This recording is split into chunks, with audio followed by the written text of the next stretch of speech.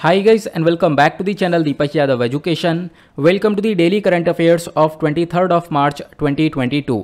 तो गाइज आज है तारीख 23 मार्च 2022 और है वेडनेसडे।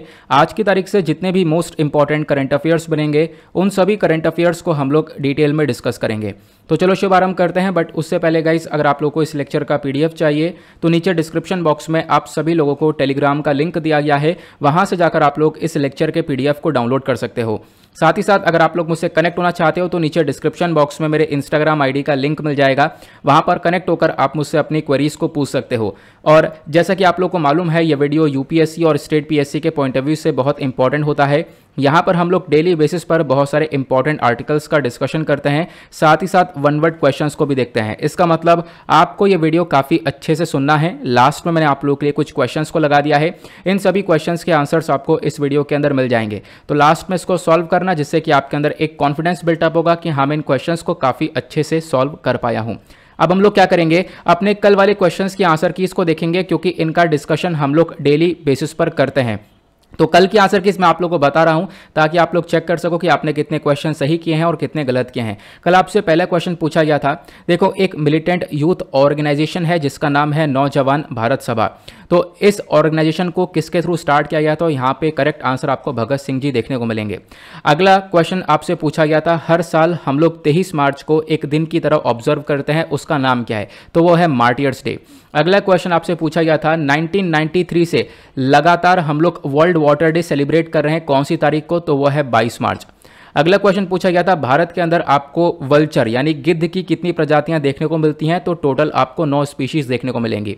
अगला क्वेश्चन आपसे पूछा गया था, यूनाइटेड नेशन जनरल असेंबली ने एक रिजोल्यूशन को अप्रूव किया है और इन्होंने बोला एक तारीख को हम लोग international day to combat Islamophobia की तरह यहां पर देखने वाले हैं। वो कौन सी तारीख है? तो वो है 15 मार्च। अगला क्वेश्चन आपसे पूछा गया था, देखो हमने कल बात की है सील्ड कवर जूरिस्प्रूडेंस के बारे में।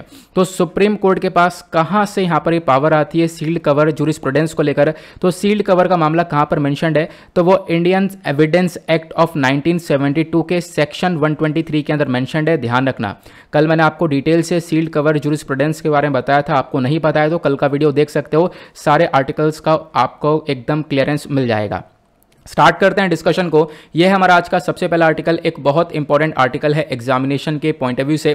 आपको पता होगा इस चैनल पर डेली 2 वीडियोस अपलोड होते हैं, मॉर्निंग में द हिंदू का, फिर उसके बाद इवनिंग में डेली करंट अफेयर का।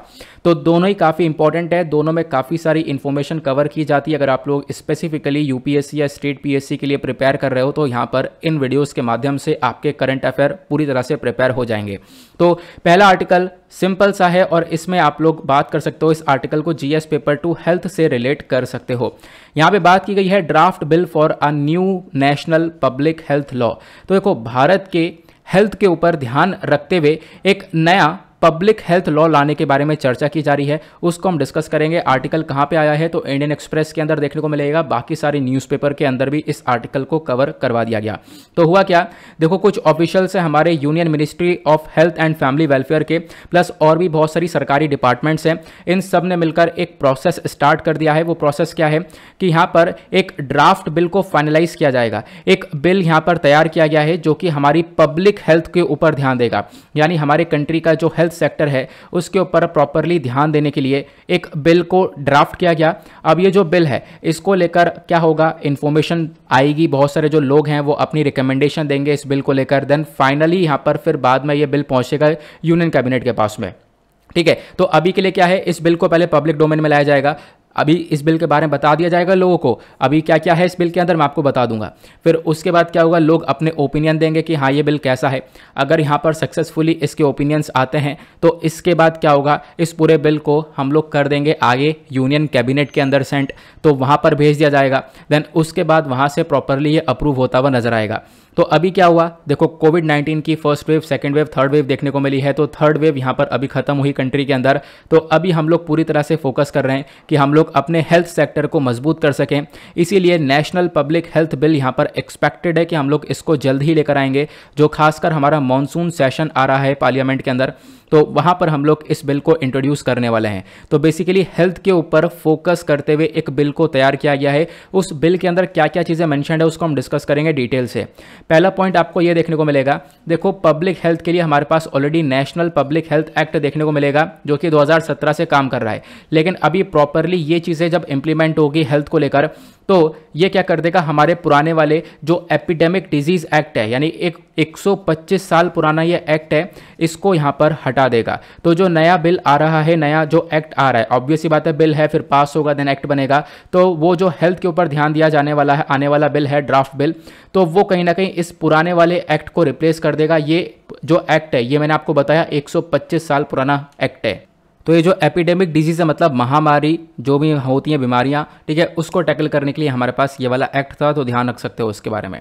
साथ ही साथ यहाँ पर क्या होगा, जो ये नया बिल आ रहा है ये पब्लिक हेल्थ इमरजेंसीज को भी कवर करेगा। कोई नेचुरल डिजास्टर की वजह से यहाँ पर हेल्थ सेक्टर के ऊपर काफ़ी बुरा असर पड़ा है, या कोई केमिकल अटैक हुआ है, न्यूक्लियर अटैक हुआ है, या बायो वेपन अटैक हुआ है, ठीक है, मतलब कि बीमारियों फैलाने वाला अटैक देखने को मिलेगा, या जहरीला गैस का कोई अटैक हुआ है, कोई एक्सीडेंट हो चुका है न्यूक्लियर अटैक्स या फिर न्यूक्लियर एक्सीडेंट हो चुका है जिसकी वजह से रेडिएशन फैल चुके हैं, तो उसमें भी यहाँ पर ये बिल काम करेगा। ये जो आप कह सकते हो हेल्थ है जो खासकर इसके ऊपर फोकस रखा जाएगा। तो बेसिकली जो पब्लिक हेल्थ इमरजेंसीज होती है, कोई जो इमरजेंसी वाली सिचुएशन कभी आ जाएगी तो उसको भी यहाँ पर इस बिल के अंदर कवर किया गया है, जो नया वाला बिल है जिसके बारे में चर्चा की जा रही है, ठीक है।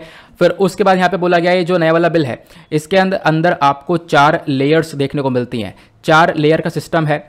यहाँ पर क्या बोला जा रहा है, जो ये ड्राफ्ट बिल है इसके अंदर 4 लेयर कौन कौन सी है, एक तो है मल्टी सेक्टोरल नेशनल लेवल, तो नेशनल लेवल पर एक लेयर देखने को मिलेगी, दूसरा स्टेट लेवल पर, तीसरा डिस्ट्रिक्ट लेवल पर और चौथा ब्लॉक लेवल पर। तो ये यहाँ पर इसकी 4 टायर सिस्टम देखने को मिल जाता है, जो खासकर यहाँ पर फोकस करेगा इन सभी सेक्टर्स में, national, state, district, block level सभी सेक्टर में हेल्थ के ऊपर स्पेसिफिकली फोकस किया जाएगा। जो पब्लिक हेल्थ अथॉरिटीज़ हैं इनको भी यहाँ पर प्रॉपरली डिफाइन किया गया है, इनको अच्छे से पावर्स और फंक्शंस दिए गए हैं ताकि जो पब्लिक हेल्थ इमरजेंसीज है उससे टैकल कर सकें, ठीक है। यानी कि जो पब्लिक हेल्थ अथॉरिटीज़ है वो बनाई जाएंगी। अगर मान लो यहाँ पर कहीं पर भी पब्लिक हेल्थ को लेकर कोई इमरजेंसी क्रिएट होती है, कोई आपदा आती है, जैसे कोई मैंने आपको बताया नेचुरल डिजास्टर हो गया, केमिकल वेपन अटैक हुआ, कुछ भी हुआ, तो उस केस में यहाँ पर क्या होगा, जो पब्लिक अथॉरिटीज़ है इनके पास पूरी तरह से पावर्स फंक्शंस हैं कि वो यहाँ पर उस इमरजेंसी से डील कर सकें और लोगों की हेल्थ को जल्द से जल्द इंप्रूव करने के ऊपर काम करें। क्लियर हुआ। फिर उसके बाद इसी बिल के अंदर बताया गया जो नेशनल पब्लिक हेल्थ अथॉरिटी है, ये यहाँ पर जो अथॉरिटी बनेगी जो पूरी तरह से पब्लिक हेल्थ के ऊपर ध्यान देगी, तो इस अथॉरिटी को हेड किया जाएगा यूनियन हेल्थ मिनिस्ट्री के थ्रू, साथ ही साथ इसको चेयर किया जाएगा जो भी हेल्थ मिनिस्टर ऑफ स्टेट होंगे उसके माध्यम से। लेकिन हेड कौन करेगा, हेल्थ मिनिस्ट्री, तो ध्यान रखना इसके बारे में। साथ ही साथ यहाँ पर ये जो अथॉरिटीज होने वाली है इनके पास पूरी तरह से पावर्स रहेंगी कि ये बीमारियां जो भी यहाँ पर कम्युनिकेबल, नॉन कम्युनिकेबल डिजीजेज हैं या इन्फेक्शन वाली कोई बीमारियां हैं, तो इन सबको रोकने के ऊपर इन अथॉरिटीज का पूरी तरह से काम रहेगा। तो इन अथॉरिटीज का मेजर काम ये भी है ये लोग कुछ ऐसे स्टेप्स उठाएं ताकि इन बीमारियों को हम लोग रोक पाएं। क्लियर हुआ। तो अभी मैंने आपको एक वर्ड के बारे में बताया था, नॉन कम्युनिकेबल डिजीज। तो नॉन कम्युनिकेबल डिजीज सिंपल सी वो डिजीज होती हैं जो कि यहाँ पर डायरेक्टली एक पर्सन से दूसरे पर्सन में ट्रांसमिट नहीं होती हैं, ठीक है, उसको हम लोग नॉन कम्युनिकेबल डिजीज बोलते हैं। तो इन स्पेसिफिकली बीमारियों के ऊपर भी फोकस किया जा रहा है। साथ ही साथ यहाँ पर ये जो लॉ है इसके अंदर क्या होगा, पब्लिक हेल्थ कार्डर्स को बनाया जाएगा। नेशनल और स्टेट लेवल पर अलग अलग कार्डर्स बनेंगे जो कि अगेन हेल्थ के ऊपर ध्यान देने वाले हैं। प्लस यहाँ पर इस बिल के अंदर और भी चीज़ों के बारे में मेंशन किया गया है, जैसे इस बिल के अंदर बताया गया है आइसोलेशन को लेकर, क्वारंटीन को लेकर, लॉकडाउन को लेकर, आपने ये सारे वर्ड्स सुने होंगे कोविड-19 के टाइम पर। तो इन वर्ड्स को भी काफ़ी अच्छे से इस बिल के अंदर समझाया गया है कि अगर कोई ऐसा सिचुएशन आता है तो उस पर क्या होगा। आपको पता होगा कोविड-19 को मैनेज करने के लिए हम लोगों ने इसी प्रकार से आइसोलेशन, लॉकडाउन वगैरह को लगाया है।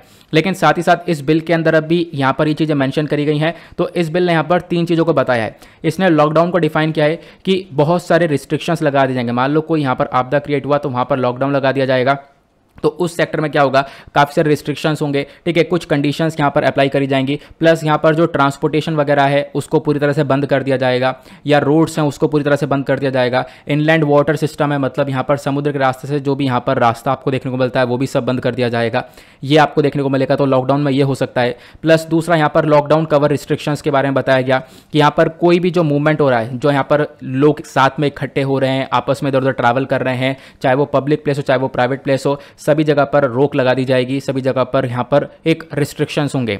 उसके साथ साथ यहाँ पर कोई व्यक्ति फैक्ट्रीज के अंदर काम कर रहा है, प्लांट्स में कोई काम कर रहा है, mining, construction, office, educational institutions, कहीं पर भी जो काम कर रहा है इनके ऊपर भी रोक लगाई जाएगी। तो कहीं पर भी इस प्रकार से सिचुएशन आती है लॉकडाउन वाली, तो यहाँ पर हेल्थ बिल के अंदर ये चीज़ें भी मेंशन करी गई हैं कि हाँ इस प्रकार से ये काम लिया जाएगा।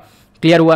देन उसके बाद और क्या बताया गया इस ड्राफ्ट के अंदर, और यहाँ पर बताया गया कि देखो जो पब्लिक हेल्थ इमरजेंसी है वो भी यहाँ पर डिक्लेयर की जा सकती है। मतलब मान लो एक बायो टेररिज्म हो गया, बायो वेपन्स का इस्तेमाल कर दिया गया जिससे यहाँ पर कुछ ऐसे बॉम्ब्स है जिससे बीमारियाँ बहुत तेज़ी से फैल रही हैं, ठीक है। और अभी कुछ दिन पहले ही मैंने आप लोग को बायो वेपन और केमिकल वेपन के बारे में डिटेल से बताया था, आपको याद होगा, मुझे तो याद है, आई होप आपको भी याद होगा। कुछ दिन पहले हमने पढ़ा है, हमने यूपीएससी के प्रीवियस ईयर क्वेश्चन को भी लगाया था इन्हीं आर्टिकल से रिगार्डिंग। तो यहाँ पर क्या हुआ, कोई ऐसी सिचुएशन आती है, कोई बायोलॉजिकल टॉक्सिन, यहाँ पर कोई जहरीला गैस फैला दिया जाता है, नेचुरल डिजास्टर आता है, केमिकल अटैक होता है, न्यूक्लियर अटैक होता है, तो उस केस में भी यहाँ पर पब्लिक हेल्थ केयर इमरजेंसी को डिक्लेयर किया जा सकता है।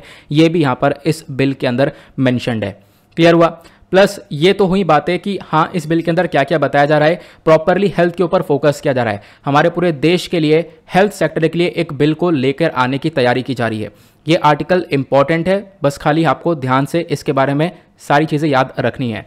उसके साथ साथ यहाँ पर और क्या बताया गया, कुछ और स्टेप्स हमारी सरकार ने उठाए हैं हमारी हेल्थ सेक्टर को इंप्रूव करने के लिए। वो कौन कौन से स्टेप्स हैं?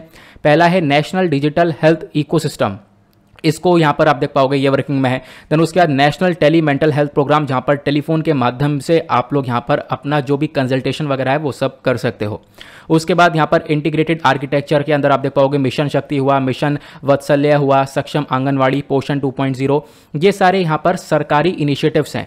मतलब हमारी सरकार ने काम किया है ताकि हम लोग हेल्थ सेक्टर को अपना इंप्रूव कर सके। तो इसके बारे में सिर्फ और सिर्फ छोटा सा ध्यान रखना है, ठीक है, कि हाँ टाइम पर याद आ जाए, अदरवाइज ज़्यादा डिटेल में यहाँ पर जाना नहीं है। अब आते हैं एक इंपॉर्टेंट मुद्दे के ऊपर। देखो हम लोग कितनी ज़्यादा अच्छी तरीके से हेल्थ के ऊपर फोकस कर रहे हैं, क्योंकि हमें पता है कि कोविड-19 में हेल्थ को लेकर क्या बुरा हाल हुआ था, हमारा हेल्थ सेक्टर फेल मार गया था। अब हेल्थ सेक्टर को लेकर भारत सरकार ने ऑलरेडी बहुत सारी स्कीम्स जारी कर रखी हैं, बहुत सारी चीज़ों पर हम काम कर रहे हैं, काफ़ी अच्छी तरीके से हमने स्कीम्स को इम्प्लीमेंट भी किया है। कुछ स्कीम्स तो बहुत अच्छी तरीके से इम्प्लीमेंट हुई हैं।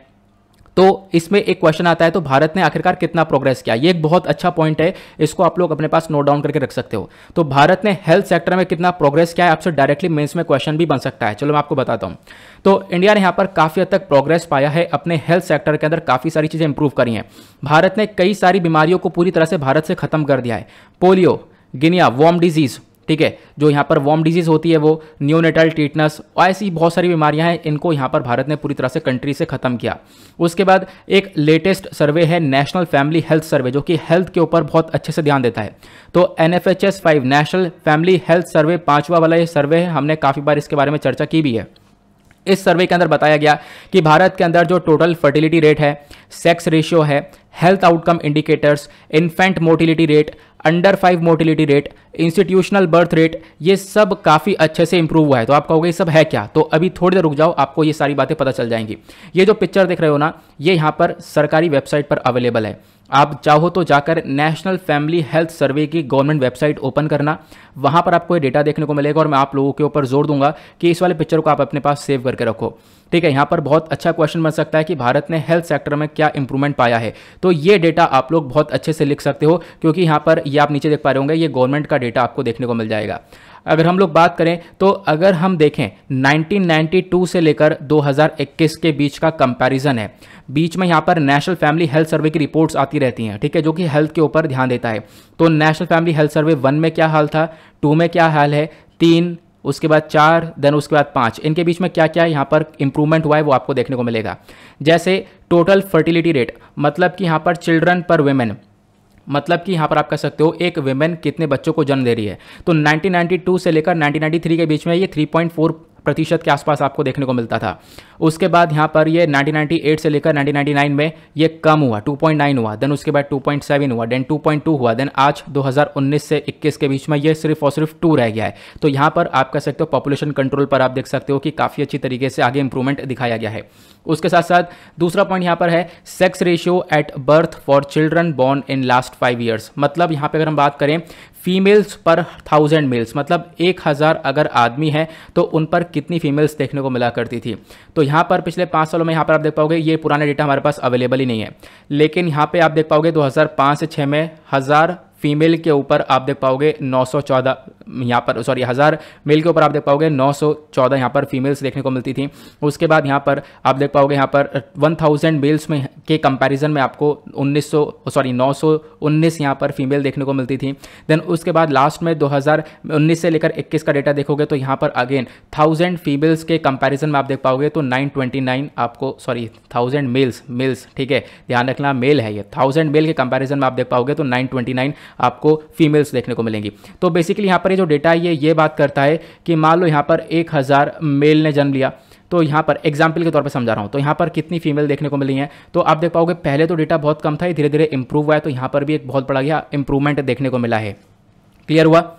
उसके बाद इन्फेंट मोर्टेलिटी रेट के बारे में बात करें, जब मतलब बच्चे का जन्म होता है फिर उसके बाद यहाँ पर बच्चे की डेथ हो जाती है, ठीक है। तो इन्फेंट मोर्टेलिटी रेट एक समय पर बहुत ज़्यादा हुआ करता था 1992 से लेकर 1993 में। तो यहाँ पर बच्चे की मतलब जल्दी जान चली जाया करती थी पैदा होते ही, तो आप देख पाओगे। उसके बाद ये जो लगातार रेट है ये कम हो रहा है, और 2019 से लेकर 21 के बीच में आप देख पाओगे काफ़ी कम हो चुका है। तो अगेन यहाँ पर भी हमने एक इम्प्रूवमेंट देखा है। उसी प्रकार से यहाँ पर अंडर 5 मोर्टेलिटी रेट मतलब 5 साल से कम उम्र के बच्चों की जान चले जाना, तो ये भी एक समय पर बहुत ज़्यादा हुआ करता था, आज के टाइम पर ये काफ़ी कम हो चुका है। उसके बाद इंस्टीट्यूशनल बर्थ मतलब यहाँ पर जो माँ यहाँ पर जन्म दे रही है बच्चे को, तो पहले होम डिलीवरीज हुआ करती थी, घर के अंदर यहाँ पर ये सारा प्रोसेस देखने को मिलता था।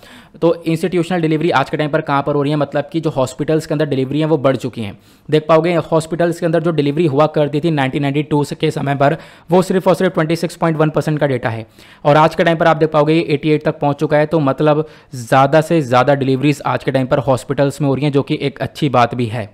क्लियर हुआ। उसके बाद यहाँ पर एक डेटा है प्रेग्नेंट वेमेन को लेकर। जो प्रेग्नेंट वेमेन है जिनकी उम्र 15 से 50 साल के आसपास की है, और ये जो वेमेन है कहीं ना कहीं एनीमिया से सफ़र करती हैं। एनीमिया मतलब यहाँ पर इनके बॉडी में ब्लड की काफ़ी कमी रहती है, आयरन की काफ़ी कमी रहती है।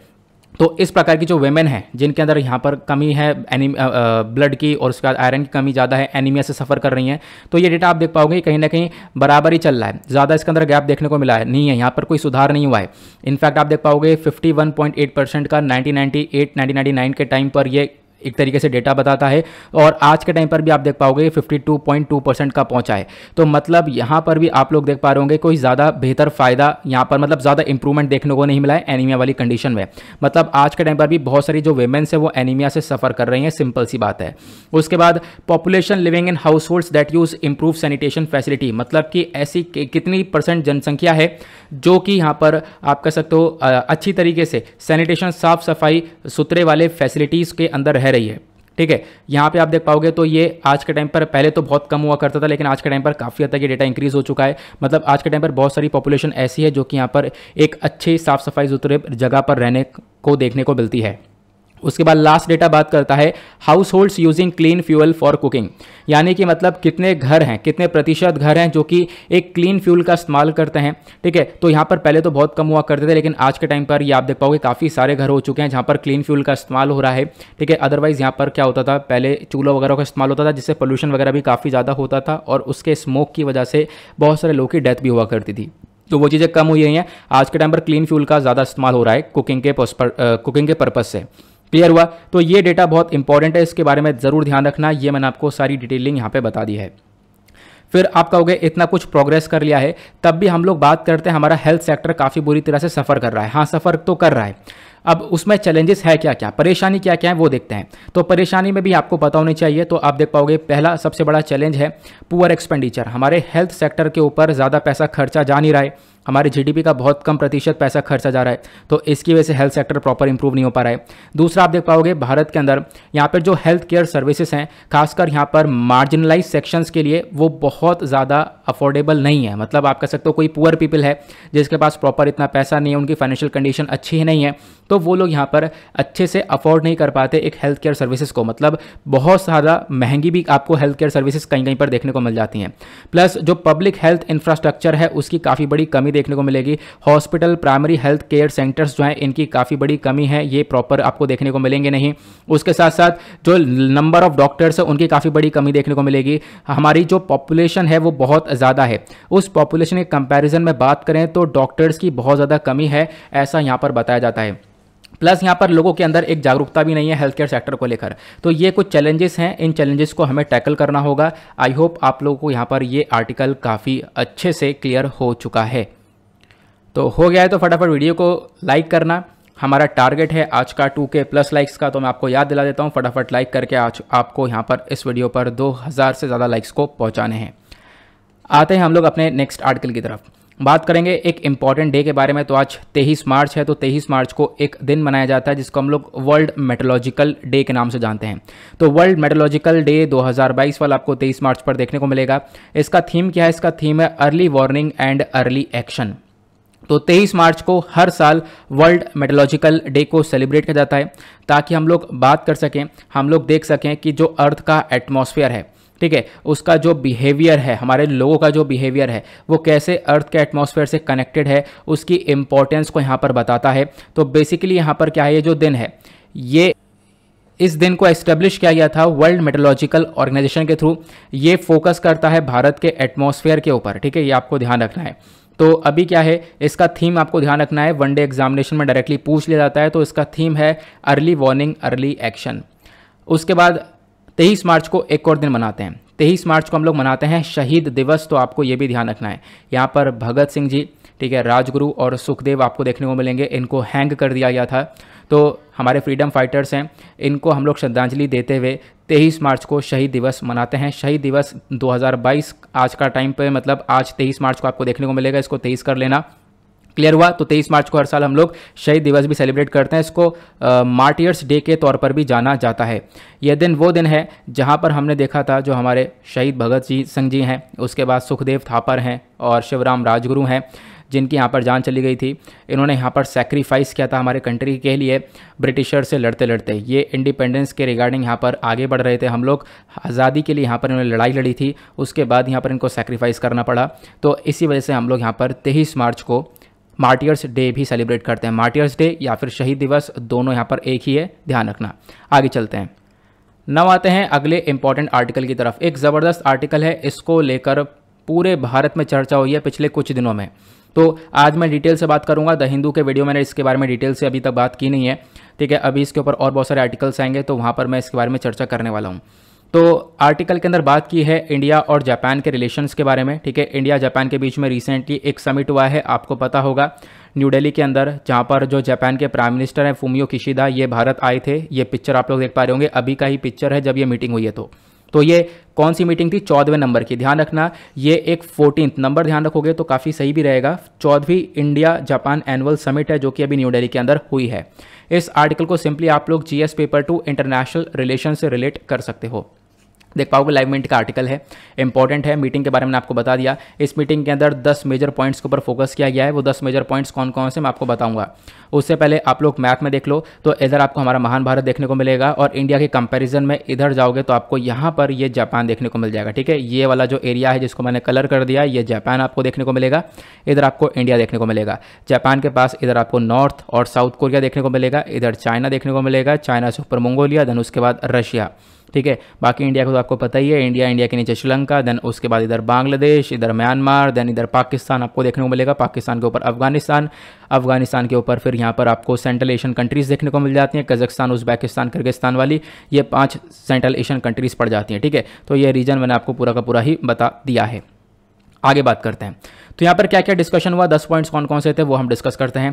पहली चीज़ यहाँ पर देखो, इंडिया ने प्रेजेंट किए हैं लिमिटलेस पॉसिबिलिटीज़ को for make in India for the world. दोनों कंट्रीज़ के बीच में डिस्कशन हुआ। डिस्कशन में काफ़ी मेजर पॉइंट्स भी हैं जिसके ऊपर हम थोड़ा डिटेल से बात करेंगे, और कोई छोटे छोटे पॉइंट्स भी यहाँ पर ज़्यादा फोकस करने की ज़रूरत है नहीं। देखो, जो इंडिया और जापान है, दोनों आज के टाइम पर काफ़ी सारी चीज़ों में बहुत बेहतरीन तरीके से इंगेज कर रहे हैं। इनके जो रिलेशनशिप हैं वो भी मैं आपको समझाऊंगा। देखो, आप इंटरनेशनल रिलेशंस की कोई सी बुक उठा लो, ठीक है। अभी आगे मैं आपको इंडिया जापान के जब रिलेशन बताऊंगा तो उस रिलेशन को आप लोग कहीं से ही मैच कर सकते हो, आपको हर जगह वही मिलेगा। तो ध्यान से बस खाली उन रिलेशंस को पढ़ लेना जो मैं आपको इस आर्टिकल में बताने वाला हूं। तो जापान का जो कोऑपरेशन है इंडिया के अंदर वो बहुत लंबा है। इनफैक्ट अगर हम बात करें तो आप देख पाओगे दोनों कंट्रीज ने मिलकर डिसाइड किया है, एक डेडिकेटेड फ्राइट कॉरिडोर है, ठीक है। और साथ साथ यहाँ पे आप देख पाओगे Mumbai Ahmedabad rail high speed rail project आपको देखने को मिलेगा। इसको लेकर डिस्कशन हुआ इस मीटिंग में। दोनों कंट्रीज ने मिलकर समझा कि हाँ, जो यहाँ पर एक तरीके से दोनों कंट्रीज़ के बीच में जो एनर्जी सप्लाई है उसके ऊपर फोकस किया गया, ठीक है। उसके साथ साथ दोनों कंट्रीज़ ने मिलकर फोकस किया इकोनॉमिक ग्रोथ के ऊपर, प्लस क्लाइमेट चेंज से कैसे लड़ सकते हैं इसको लेकर डिस्कशन हुआ, plus India Japan clean energy partnership के ऊपर चर्चा की गई कि हम लोग कैसे क्लीन एनर्जी के सेक्टर में आगे बढ़ सकते हैं, क्योंकि आज के टाइम पर पोल्यूशन ज़्यादा हो रहा है, तो पोल्यूशन को टैकल करने के लिए क्लीन एनर्जी की तरफ बढ़ना बहुत ज़्यादा ज़रूरी है।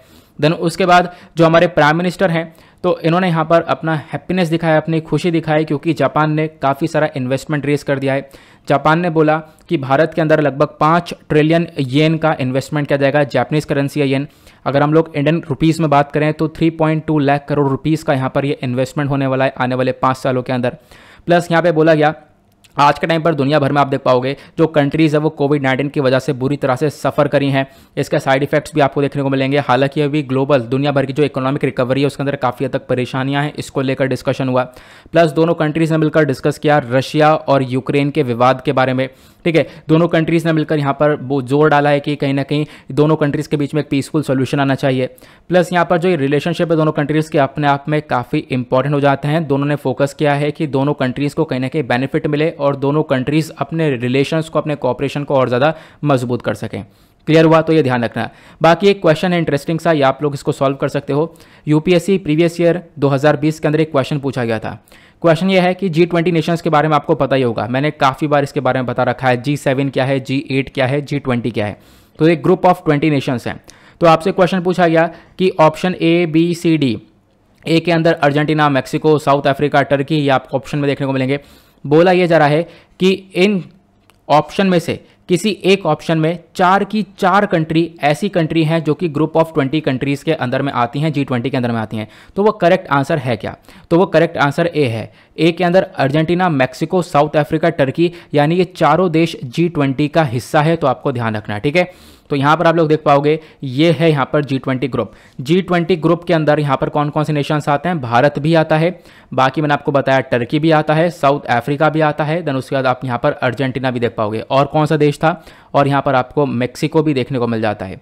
क्लियर हुआ? ये आपको मैक्सिको देखने को मिल जाएगा इधर, ठीक है। बाकी यहाँ पर जो G7 नेशंस हैं, यहाँ पर Canada, France, Germany, Italy, Japan, UK और अमेरिका देखने को मिलता है। G8 के अंदर रशिया देखने को मिलता है, लेकिन G8 से रशिया बाहर निकाल दिया गया था, इसके बाद यहाँ पर ये G7 बना है। तो G7, G8, G20 क्या है? आपसे क्वेश्चन बन सकते हैं, पॉसिबिलिटी है, ध्यान रखना है, क्योंकि पहले भी क्वेश्चन पूछा गया। अब आते हैं डायरेक्टली इंडिया और जापान के रिलेशनशिप के ऊपर, ठीक है, जो कि कुछ स्टैटिक पोर्शन है जो कि आपके लिए बहुत इंपॉर्टेंट है। इंडिया और जापान के जो डिप्लोमेटिक रिलेशंस है वो इस्टेब्लिश होते हैं 1952 में, और पहले के 10 साल की बात करें तो इन दोनों के रिलेशंस काफ़ी बेहतरीन तरीके से इस्टेब्लिश होते हैं। देन उसके बाद जो जापानीज प्राइम मिनिस्टर हैं ये भारत आते हैं 1957 में। जापान यहाँ पर कुछ उन्हीं देशों में से है जिसने यहाँ पर क्या हुआ, भारत के बैलेंस ऑफ पेमेंट क्राइसिस जो है वहाँ पर हेल्प करते हुए नजर आया था 1991 के अंदर में, ठीक है। ये आपको ध्यान रखना होगा। उसके साथ साथ यहाँ पर क्या हुआ, आगे आप देख पाओगे प्रोजेक्ट और इन्वेस्टमेंट के बारे में बात करें तो हाल ही में इंडिया और जापान ने मिलकर 4 एग्रीमेंट साइन किए हैं, और भी बहुत सारे एग्रीमेंट साइन किए हैं, जिसमें से 2 इंपॉर्टेंट है, ध्यान रखने लायक है एग्जामिनेशन के पर्सपेक्टिव से।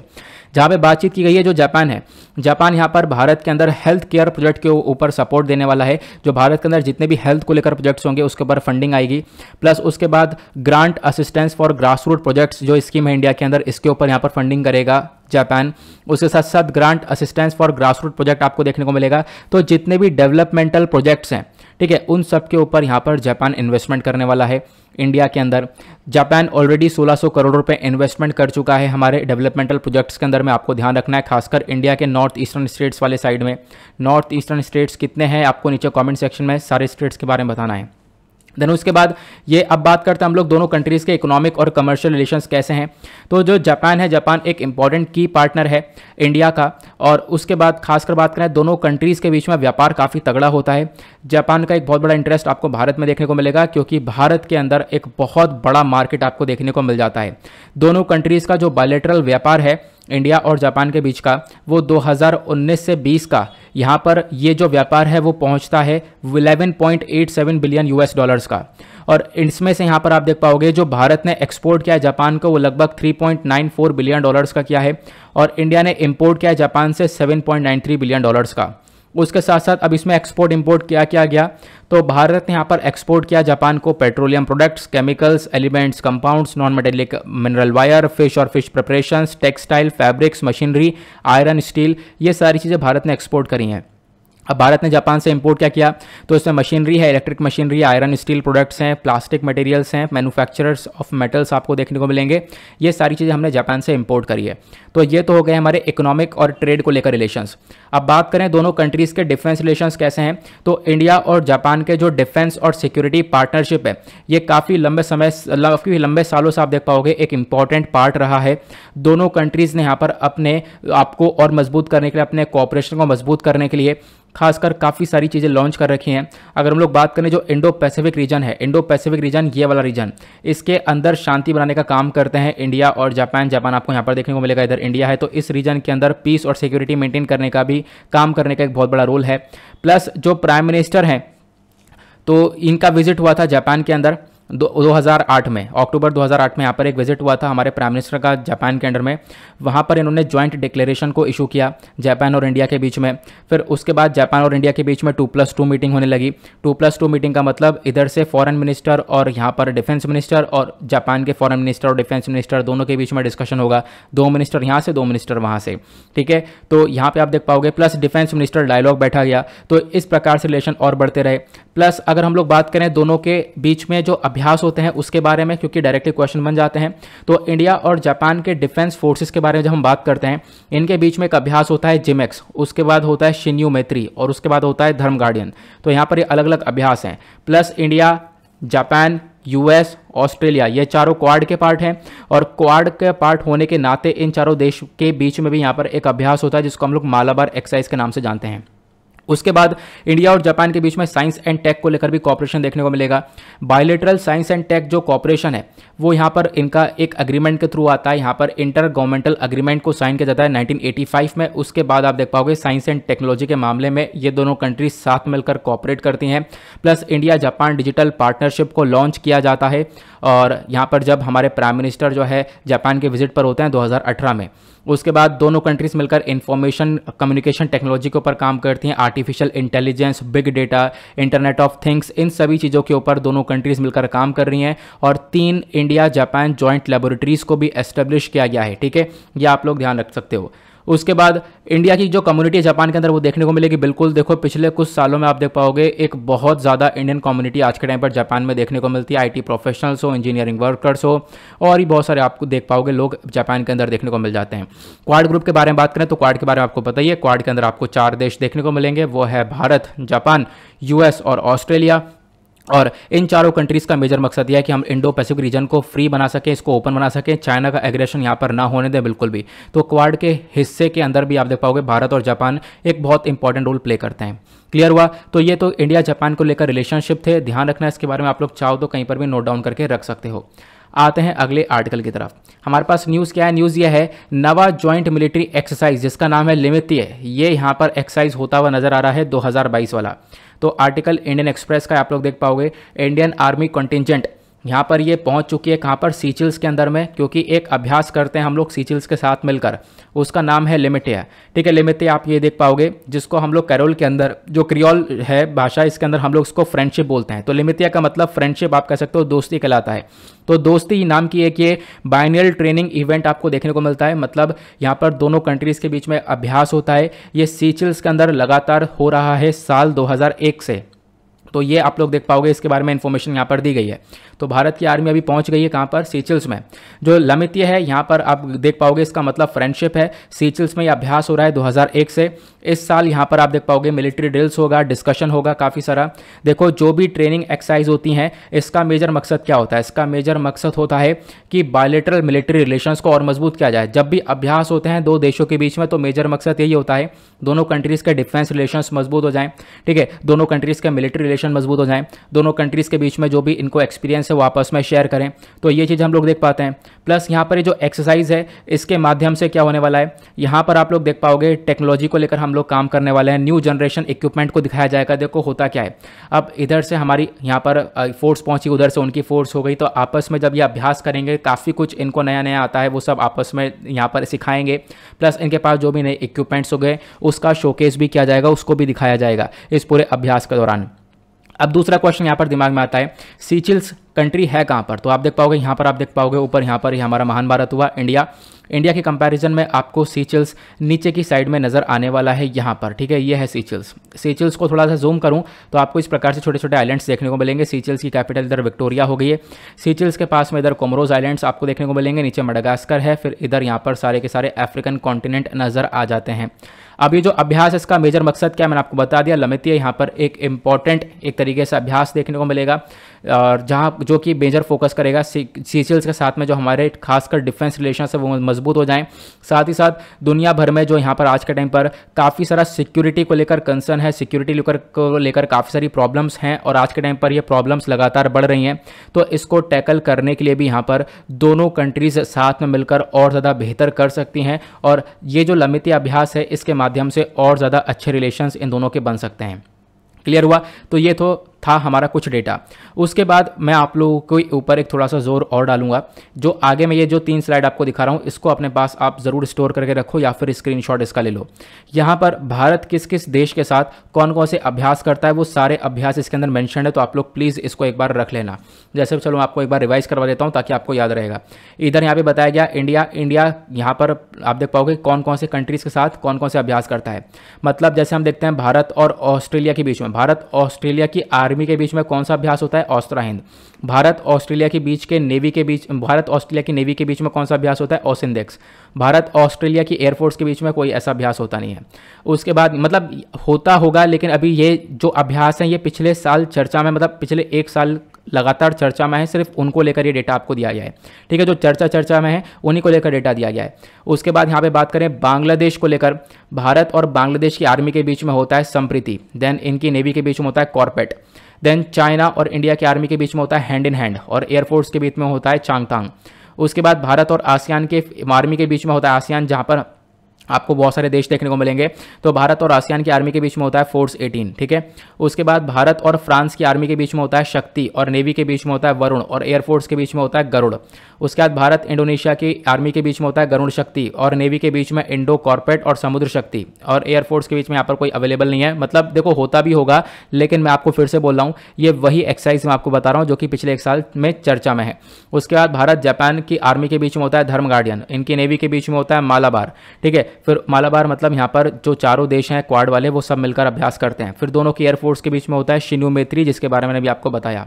फिर भारत कजाकिस्तान की आर्मी के बीच में आप देख पाओगे होता है प्रबल दोस्त्याक या फिर कजिंद के नाम से हम लोग जानते हैं। उसके बाद भारत किर्गिस्तान की आर्मी के बीच में आप देख पाओगे खंजर। भारत मालदीव्स के बीच के आर्मी के बीच में होता है इक्वेरिन। भारत मंगोलिया के आर्मी के बीच में होता है नोमैडिक एलिफेंट, खान क्वेस्ट के नाम से जानते हैं। भारत नेपाल के आर्मी के बीच में होता है सूर्य किरण, ठीक है। उसके बाद यहाँ पे आप देख पाओगे भारत और ओमान की आर्मी के बीच में होता है अल नगा। उसके बाद भारत और ओमान की नेवी के बीच में यहाँ पर होता है नसीम अल बहर। फिर भारत और ओमान की एयरफोर्स के बीच में होता है ईस्टर्न ब्रिज 4। तो यहाँ पर ये सारी चर्चा में रह चुके हैं, तो इसी वजह से ये आपको सबका सब टेबल में देखने को मिलेगा। रशिया और भारत की आर्मी के बीच में होता है इंद्र, देन उसके बाद यहाँ पर आप देख पाओगे नेवी के बीच में होता है इंद्रा नेवी, देन उसके बाद एयरफोर्स के बीच में होता है अव्येंद्र, देन सीचिल्स और भारत की आर्मी के बीच में होता है लमितिया, जिसके बारे में हम चर्चा कर रहे हैं। फिर सिंगापुर और भारत की आर्मी के बीच में आप देख पाओगे ex Agni warrior, ex bold Kurukshetra, then उसके बाद भारत और सिंगापुर की नेवी के बीच में सिम्बेक्स, देन दोनों की एयरफोर्स के बीच में होती है joint military training. Then Bharat South Africa के आर्मी के बीच में यहाँ पर आप देख पाओगे नहीं है, मतलब होती भी होगी लेकिन चर्चा में नहीं है, तो इसको मेंशन नहीं किया गया है। नेवी के बीच में यहाँ पर इप्समर नाम से आपको देखने को मिलेगा। श्रीलंका और भारत की आर्मी के बीच में मित्र शक्ति और नेवी के बीच में स्लिनेक्स। थाईलैंड और इसके बारे में आपको बता ही चुका हूँ। यूएई को लेकर अगर हम बात करें तो यूएई और भारत की एयरफोर्स के बीच में डेजर्ट ईगल 2 होता है। यूके और भारत की आर्मी के बीच में अजय वॉरियर, देन उसके बाद यहाँ पर अगर आप लोग नेवी के बीच में देखोगे तो कोनकन, और एयरफोर्स के बीच में देखोगे तो इंद्रधनुष या रेनबो के नाम से भी जानते हैं। भारत और यूएसए बहुत इंपॉर्टेंट है। भारत यूएसए की आर्मी के बीच में युद्ध अभ्यास टाइगर ट्रियम्फ और वज्र प्रहार, और दोनों की नेवी के बीच में मालाबार रिम्पैक, दोनों के एयरफोर्स के बीच में रेड फ्लैग, और भारत ब्रुनई के नेवी के बीच में यहाँ पे आप देख पाओगे ADMM प्लस एक्सरसाइज देखने को मिलती है। भारत मलेशिया के बीच में, आर्मी के बीच में मैत्री और नेवी के बीच में ARF डायरेक्ट्स। क्लियर हुआ? तो ध्यान रखना, बहुत सिंपल से आपको ये टेबल के अंदर मिल जाएगा। आप प्लीज़ इनका स्क्रीनशॉट ले लोगे तो ज़्यादा बेहतर रहेगा। प्लस आपको PDF तो मिल ही जाता है, PDF में से भी आप लोग इसको डाउनलोड कर सकते हो। ठीक है, आगे चलते हैं। अब अगर आप लोगों ने वीडियो अच्छे से सुन लिया है तो इन क्वेश्चंस को आप लोग ज़रूर अटेम्प्ट करना। क्वेश्चन यहाँ पर क्या बोलते हैं? पहला क्वेश्चन यहाँ पर क्या बोलता है कि dash every year world meteorological day is celebrated. कौन सी तारीख को यहाँ पर वर्ल्ड मेट्रोलॉजिकल डे को हम लोग सेलिब्रेट करते हैं? दूसरा, जो लमित्य है जिसको हम लोग फ्रेंडशिप के नाम से जानते हैं, ये एक बाइलिंगुअल ट्रेनिंग इवेंट है, कौन से देश में हो रहा है 2001 से, तो उस देश का नाम बताना है। अगला क्वेश्चन, हर साल 23 मार्च को हम लोग ऑब्जर्व करते हैं एक दिन की तरह, उस दिन का नाम बताना है। उस दिन भगत सिंह, सुखदेव और राजगुरु जी को हमने यहाँ पर देखा था कि यहाँ पर इनको ट्रिब्यूट देने के लिए हम लोग इस दिन को सेलिब्रेट करते हैं। अगला क्वेश्चन यहाँ पर क्या है? इंडिया जापान एनुअल समिट देखने को मिला रिसेंटली, ये कौन से नंबर का समिट था आपको बताना है। भारत के अंदर टोटल कितनी, अच्छा ये कौन सा क्वेश्चन आ गया? अच्छा ये कल वाले यहाँ पर ये क्वेश्चन इसके अंदर लगा रहा, चलो कोई बात नहीं। यहाँ पर ये इसका आंसर भी यहाँ पर मेंशन है भारत, और भारत के अंदर आप देख पाओगे भारत के अंदर जो टोटल वल्चर्स हैं, ठीक है, यानी कि जो गिद्ध हैं, उनकी कितनी प्रजातियाँ देखने को मिलती है? तो 9 प्रजातियाँ देखने को मिलती हैं।